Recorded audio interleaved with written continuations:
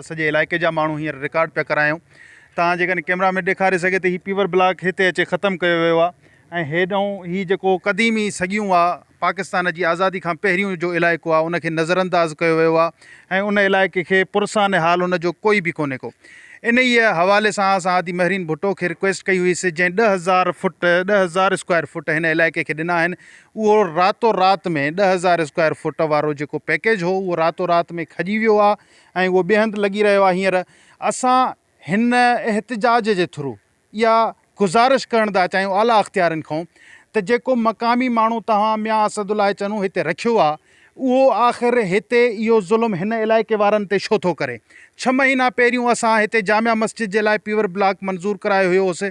उहो मज़हबी मुनाफ़रत जे वर चढ़ी वियो आहे ऐं हिन इलाइक़े खे जामिया मस्जिद खे अलाह जे घर खे हिन गलियुनि खे घेटियुनि खे नज़रअंदाज़ कयो पियो वञे। असांजी गुज़ारिश आहे सभिनीनि खां त आला अख़्तियारियूं इन जो नोटिस वठनि ऐं कंहिं अहिड़े मुतबादिल माण्हूअ खे रखियो वञे जेको हिन शहर जो न हुजे ऐं उहो हिननि सभिनी ॻाल्हियुनि खे नज़रअंदाज़ करे हिते बाक़ाइदा तौर ते कमु कराए।